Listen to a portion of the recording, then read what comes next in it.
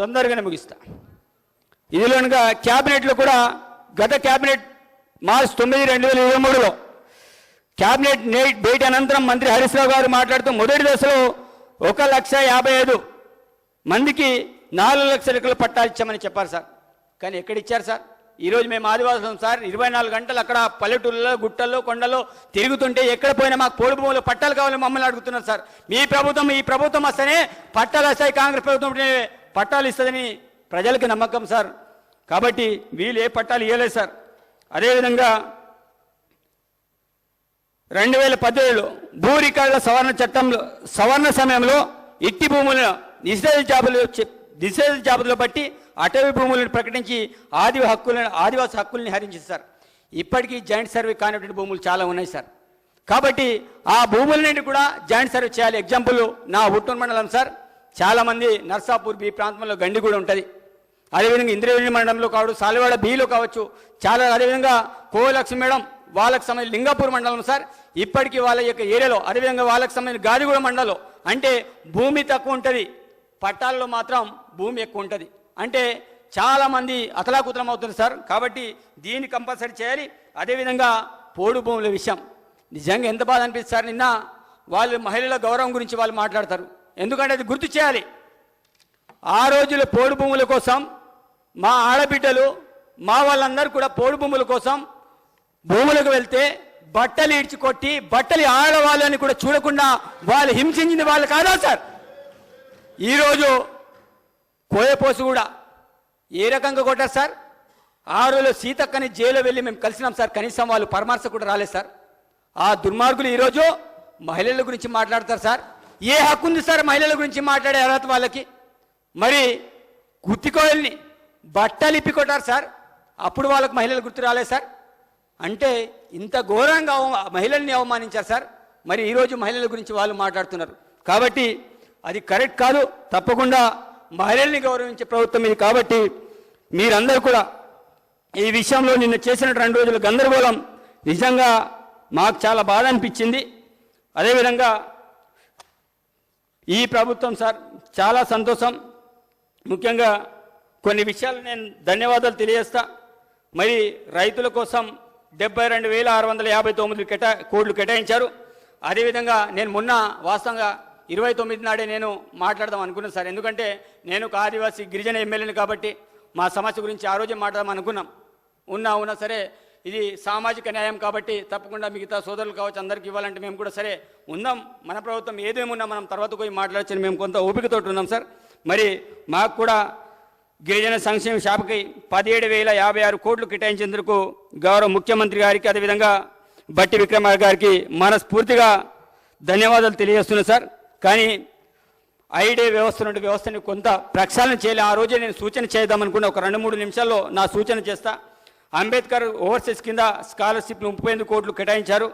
ST ఆవాసాల కోసం 1200 విద్యుత్ కోసం 12 కోట్లు కేటాయించారు. ముఖ్యంగా ఐటీడీల కోసం 40 కోట్లు కేటాయించారు సార్. ఈరోజు ఐటీడీలు ఉండాలంట, బతకాలని ఇంకేం చేయాలన్నా ఈరోజు మనమే దిక్కు సార్. ఎందుకంటే ఆ ఐటీడీలను కూడా కాంగ్రెస్ పార్టీ ప్రారంభించింది. అక్కడ ఉన్న శాఖలన్నీ కూడా ఇరిగేషన్ కావచ్చు, చాలా శాఖలను కూడా ఎత్తివేయడం అనేది జరిగింది.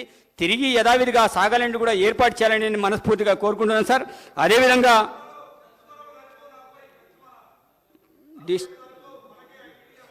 చాలు మీరు అప్పుడు బాగా ఇచ్చారు, ఇప్పుడు దాని గురించి మాట్లాడే ఎందుకని సార్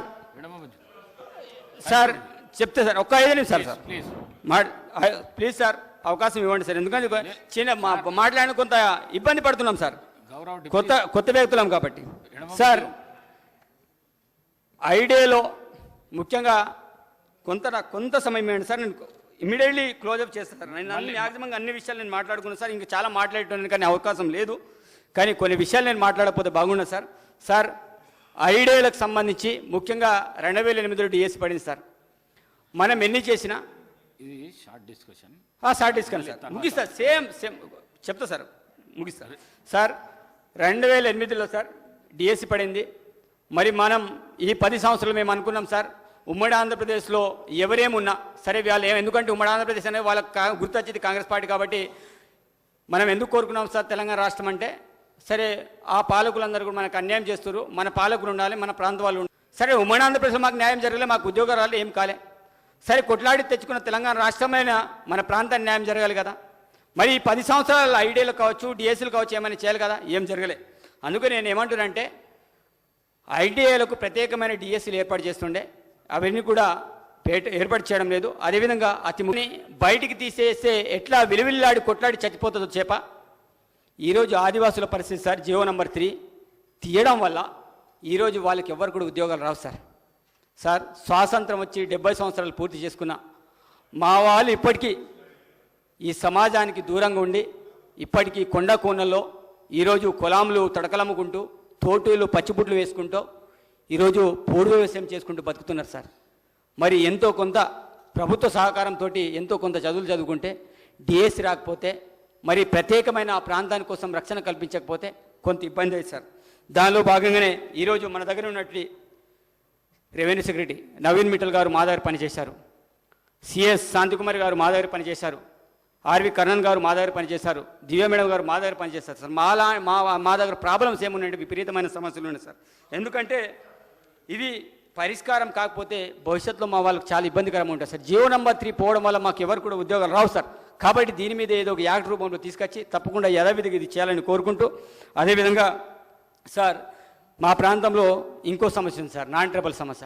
ఎందుకంటే ఇక్కడ నాన్ ట్రైబల్కి ఆదివాసులకు ఎట్లాంటి గొడవలు లేవు సార్. కానీ వాళ్ళందరూ కూడా కంక్లూజన్ భూమికి సంబంధించింది సార్. ధరణి పోర్టల్ రాకంటే ముందు నాన్ ట్రైబల్ అందరికీ కూడా పహనీలు వస్తుండే, బ్యాంకు రుణాలు వస్తుండే.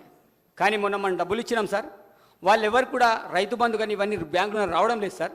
అది అది ఐటీ ప్రాంతాలకు ఒకటి సీతకు కూడా అది ప్రాబ్లమే, మిగతా వాళ్ళందరూ కూడా అది ప్రాబ్లమే. అంటే మేము ఏదో వాళ్ళకి ఉన్నట్టు అంటే ఆ రోజుల్లో పట్టాచిన నాన్ ట్రైబల్కి వాళ్ళకి రైతు బంధు వస్తుంది.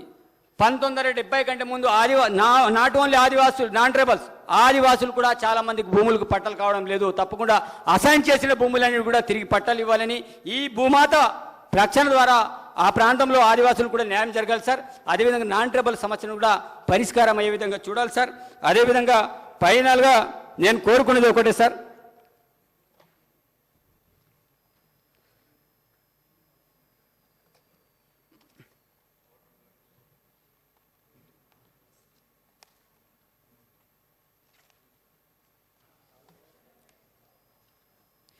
ఫైనల్గా ఆ ప్రాంతానికి అవన్నీ చేయాలి సార్. ఎందుకంటే మీరు తొందర పెట్టడం వల్ల నేను కూడా కొంత ఇబ్బంది పడుతున్నా సార్.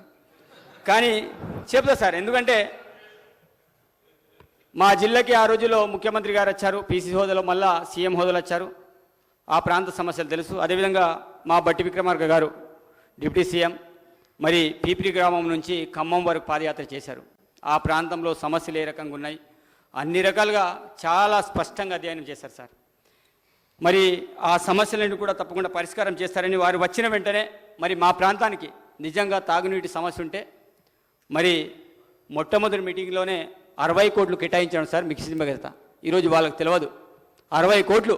ఈరోజు జోడేగాడ్ అనే కుమ్రంభీం ప్రాజెక్టు నుంచి మా ప్రాంతాన్ని రావాలంటే పంప్ సెట్లు కేవలం అవినీతి కోసం, పైప్ లైన్ల కోసం డబ్బులు దండుకోవడానికి ఆ రోజు ఆ మిషన్ కాగదా తీసుకొచ్చారు తప్ప నిజంగా ఎవరికి తాగునీరు ఇవ్వడానికి కాదు సార్. మరి దానికోసం 60 కోట్లు కేటాయించారు, ధన్యవాదాలు తెలియజేస్తున్నాను. అదేవిధంగా సార్ కడెం ప్రాజెక్ట్ గౌరవ మా కేటీఆర్ అన్న లేడు, కడెం ప్రాజెక్ట్ ఎక్కడుండో తనకు తెలియదు.